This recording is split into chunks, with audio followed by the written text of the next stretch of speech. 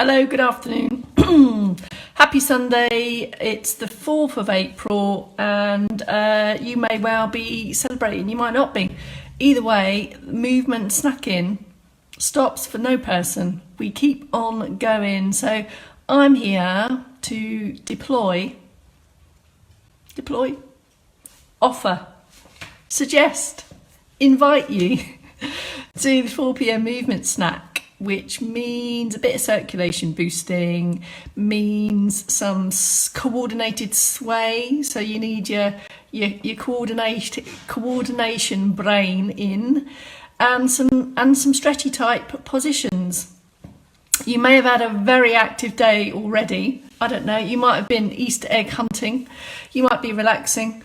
It might be like any other Sunday to you, but either way, additional movement minutes are on offer right here. And I too have an Easter egg hunt going on. It's not too hard. It's easier than the crossword, Carol. The Easter egg hunt or the egg hunt. To be clear, there's just normal eggs in there. Nothing special about that egg box. Just thought I'd better join in with the festivities. Hello Dave, hello Ian, and hello CK. Carol's in, come on in. Carol, you are the winner of the crossword. Well, I say you're a winner, everyone's a winner, but I think you got all the cluesies first. Congratulations on that, and thank you for playing my game. It was that 8 down that was the tricky one, I hear, and that was the same, I think, also for Vivian. She's not here yet, but eight down seemed to stump a few of you. What are you saying? What's going on? Any headlines today? Any special type activities going on today? Or has it been a run-of-the-mill Sunday? It's run-of-the-mill Sunday for me. I'm not afraid. It just is. Just a Sunday for me. Hello, Gloria. 3 in. This is the same as yesterday. That's 2 triple whammies, Gloria. And more, I think. Who's just come in? Diane Edwards, afternoon. It's day 7 of our directing traffic. We pick all the exotic names for our sways. Hello, Adele. Cambridge has just arrived. Final sway with me today on a Sunday. Carol's in as well. Afternoon, Carol. Oh, thanks for joining me on this Sunday day. Sitting in the garden, toasting mallows and eating homemade Easter treats. Have you? That's the extent of my festivities. Look, box of eggs. There is some eggs in there, and I did have some eggs for breakfast. Afternoon, Kim. You all right? Come on in. In for a sway. In for a penny. In for a pound. In for a sway. In for a box of eggs. Happy Easter to you as well, Vivian and Bolton and everyone. Whatever your day has in store. I hope it's been a little bit extra special if today is special for you. Hello, had a walk and lunch in the garden with Jessie. Is Mrs. McLean, I think, is your mum, Kim, as I recall. So are you still with her, or are you in your own abode now? We're really close to a 3, 2, 1. Just before we get going, to get you in the zone, remember we're on day 7 of directing traffic, which was the name given to this week's sway by Sue Tilley from Dartmoor. Shout out to you, Sue. So here we go with directing traffic, day 7. Not necessarily any further progressions, just a review of all of the options. There's lots of options. It's like a pick and mix, and have a look at it first and decide which option you'd like to have a go at. There's the sit stand, there's the stand arms only, there's the stand arms legs, there's the trunk. Oh, they're all still together. Hello, all the McLeans together. So let's do it. It's 3, 2, 1. Good afternoon, Bex Townley from Later Life Training. 4 p.m. movement snack. My last shift on 4 p.m. this week. I'm on noons next week. So let's go out with a sway on this Sunday. Come on. I just moved my box of eggs until next year. Right, where would you like to be? Sit or stand? If you're confident in stand, and that could mean with or without a little bit of extra external support. Feet are hip width apart. You might want this support to the side of you, or of course, you might prefer to have it in front of you. And it's kind of really best trying to be waist height. This is a fraction low for me if I needed it. Can you see it would tend to draw me down rather than lift me up. So make sure this external support is appropriate height for you, about here. More extension and length from the middle. So come away from slump into active stand, shoulder blades a little bit back and down, so have this open chest position. Feel balanced and steady before you even start. Double check that your area is clear of clutter and you're good to go. So here is the standing circ boost.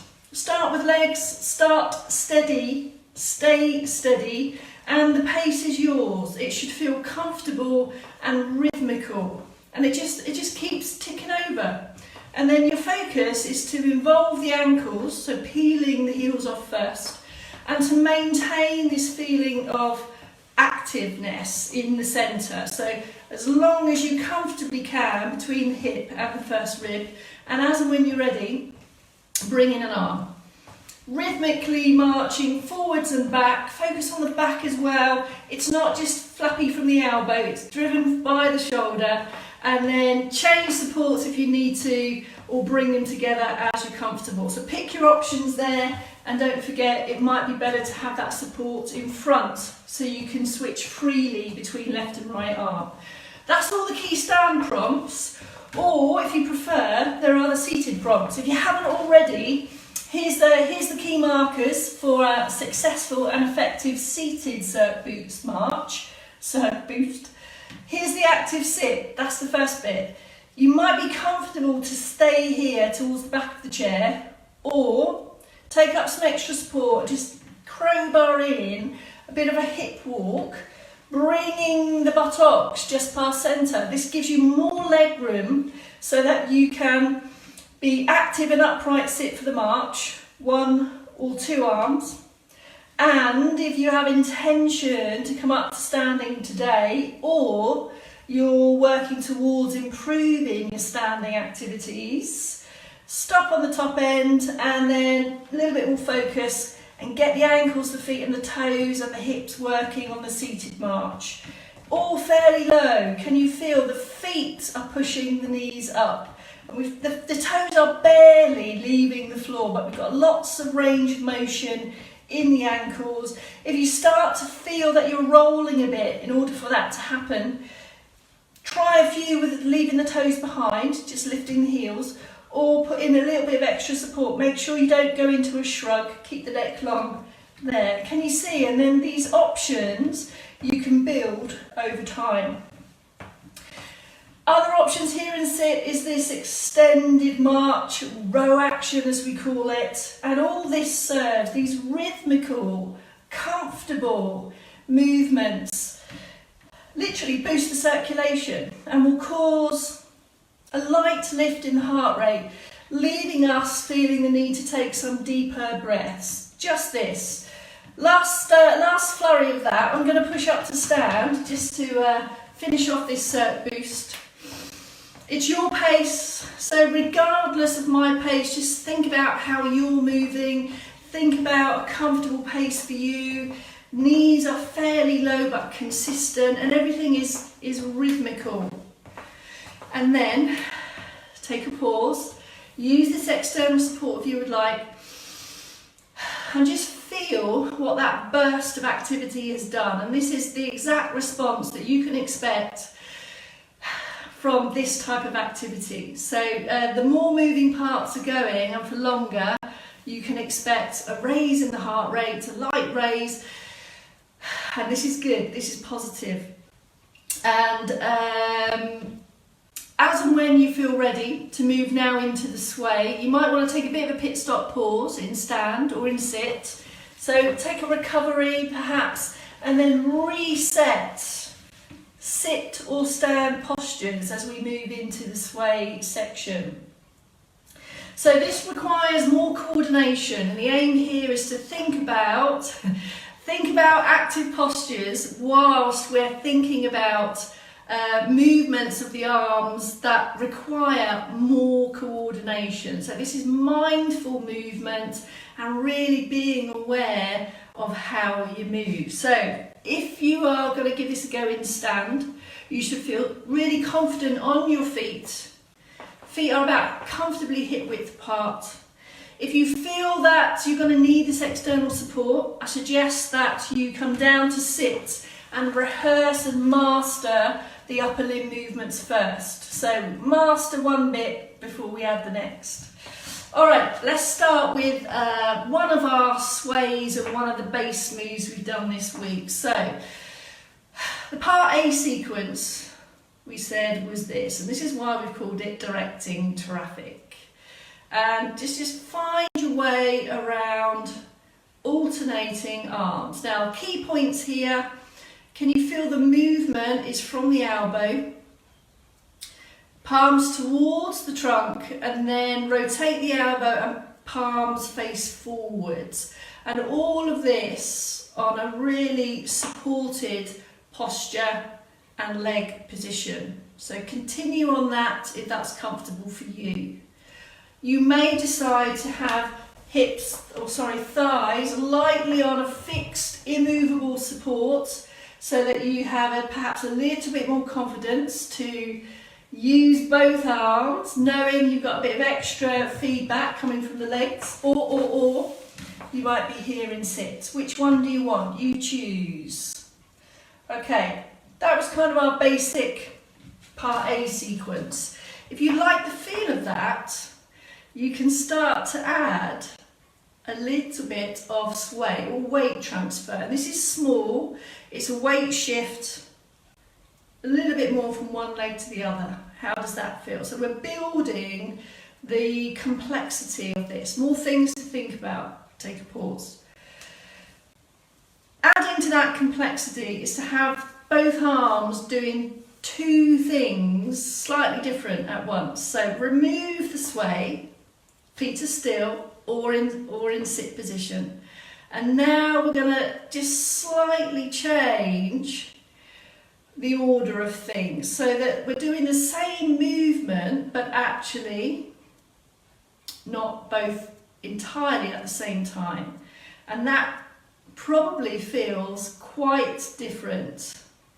And this is usual. So the brain is generally much happier when both limbs are doing the same thing. I say happier, it's just an easier movement to do. So if I've got both arms doing the same thing, for example, that's probably going to feel easier than both arms doing something slightly different.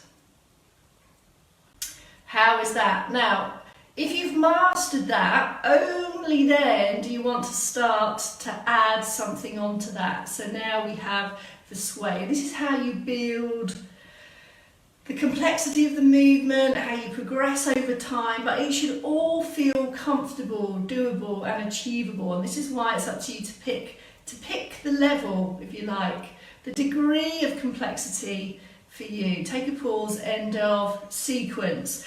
That's how we kind of played around with the kind of part A sequence.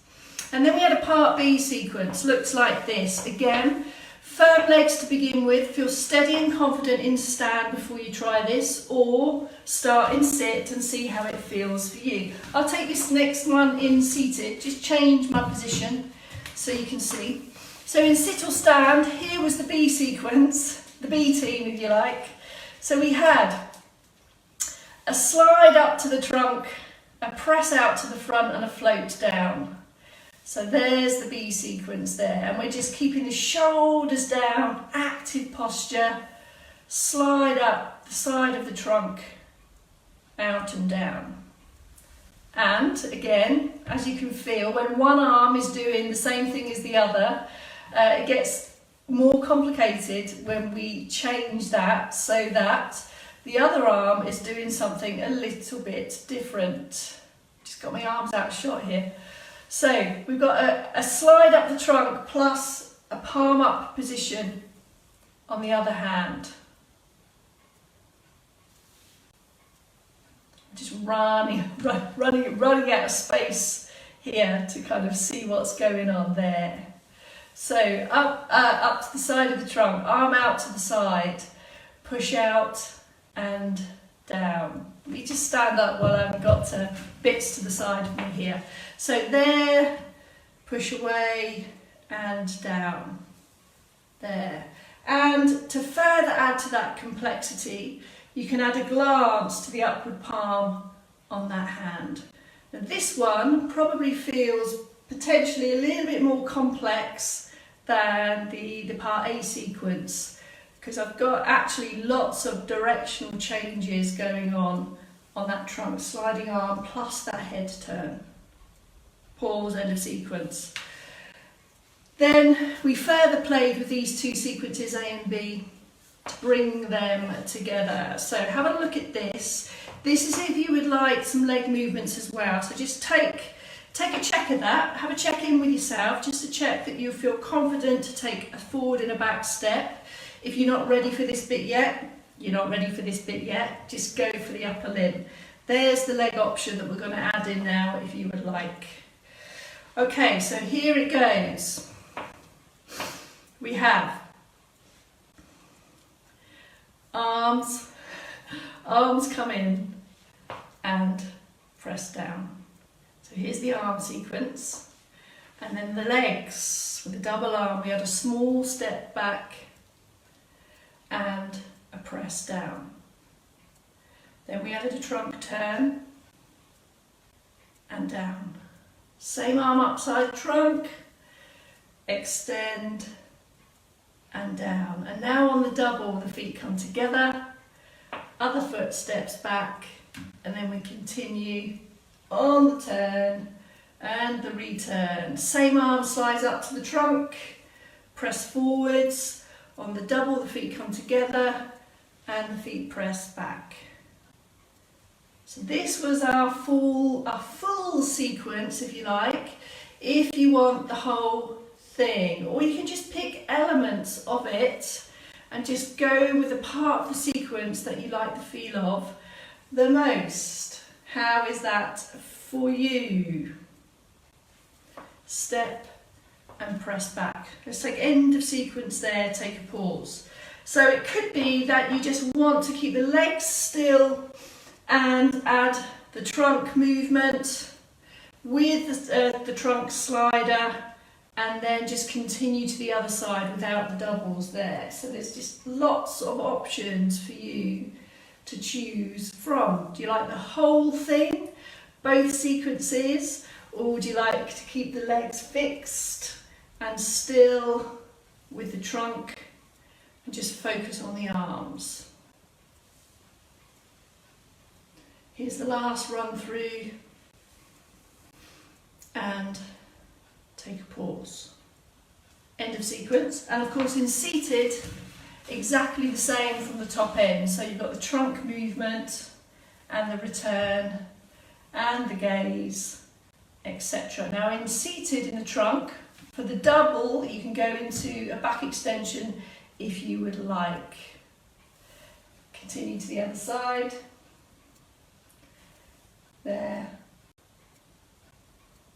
Double with the trunk extension and release. End of sequence, the end.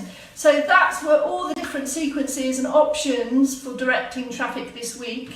Now we're going to ease into now the stretch positions to further improve and enhance your joint movement, joint mobility. A couple of preparations ready for the chest stretch. Open and close. If you're in sit position here, you can slide the hands forward and back on the thighs. If you're in stand, just take a couple of preparations to open and close the chest. And as and when you're ready, just take a pause, hands lightly on the back pockets. Have a double check that your neck is long as it can be. By that I mean it's not scrunched and hunched. So press them down and take them round. And then we're going to switch into an upper back stretch. So just come through to kind of neutral posture here, and then just take an ease stretch this way. So here's the upper back. So that's the upper back stretching.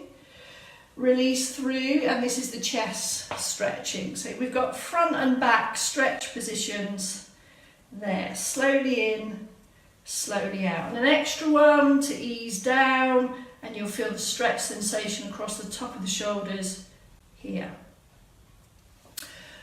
Back of arm now and side of trunk. So this is for our reaching activities and for getting hands to back of head.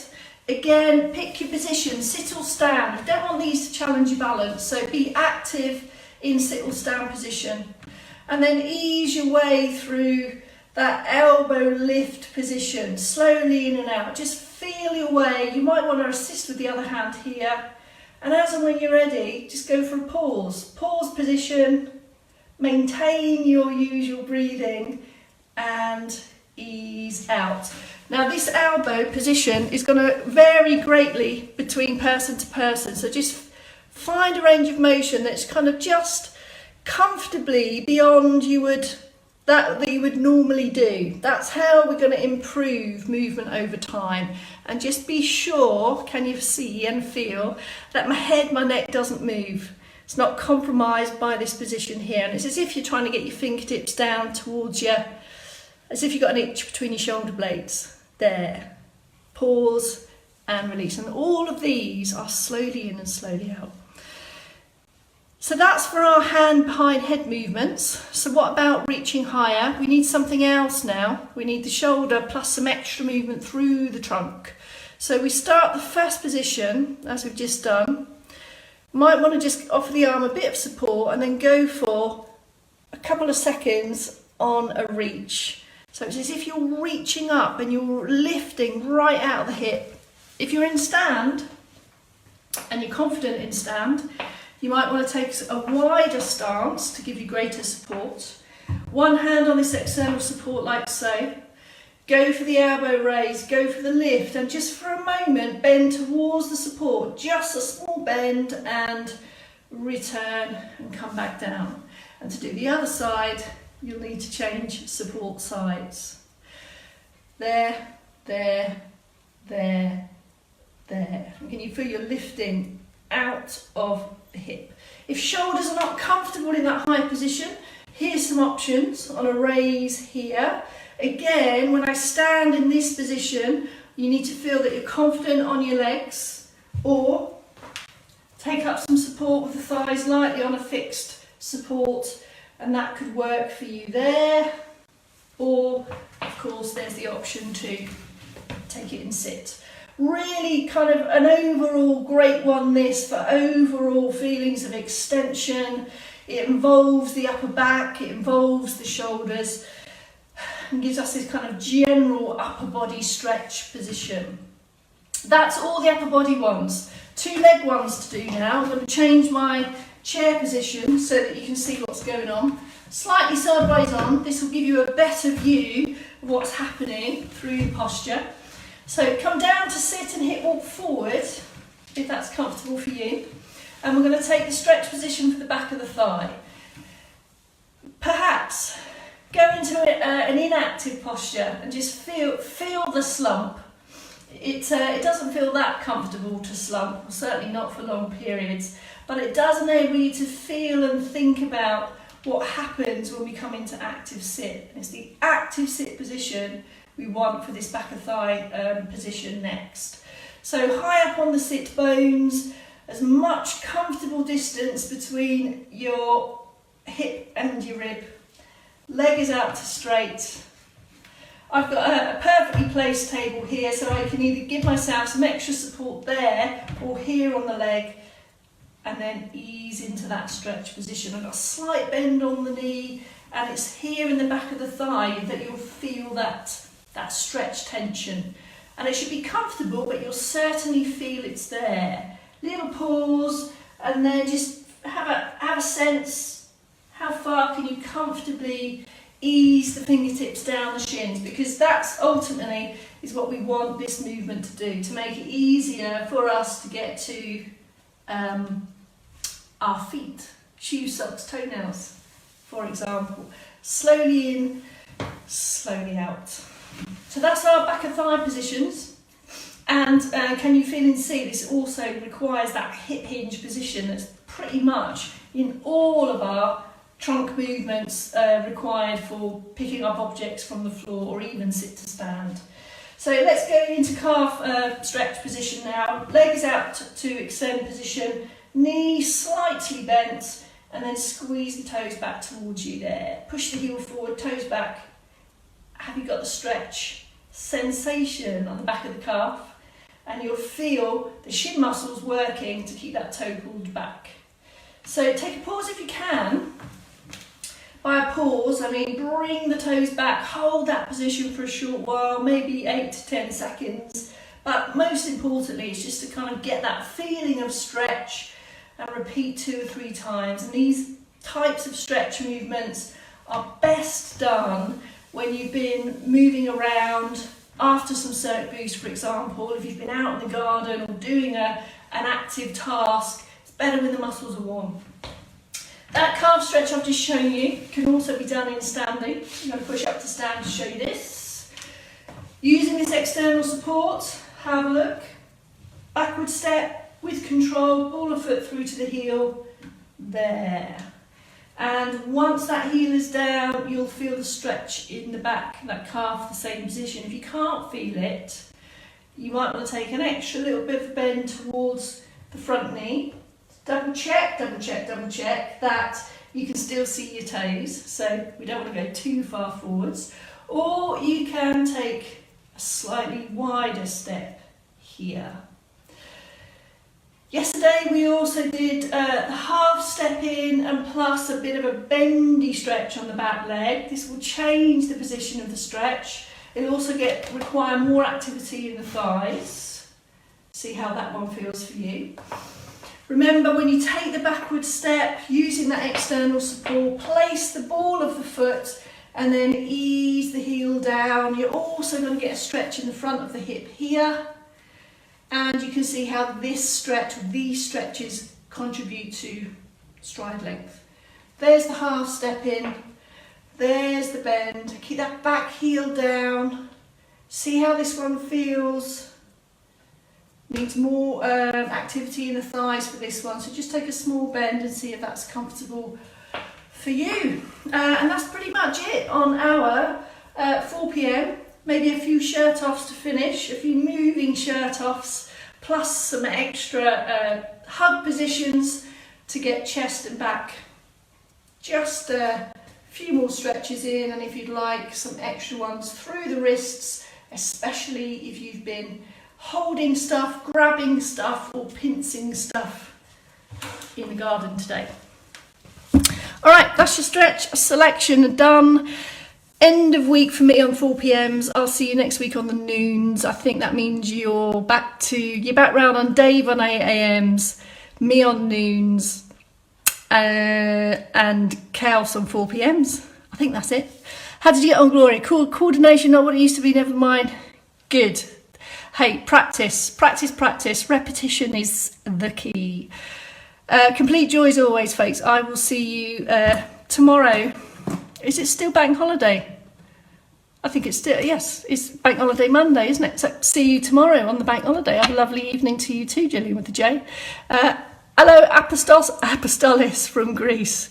Good hair day today. Yes, indeed. It's not so windy today, so I'm okay. Right, go on. Be off with you, everyone. Great to see you, and I'll see you again tomorrow at noon. Bye for now.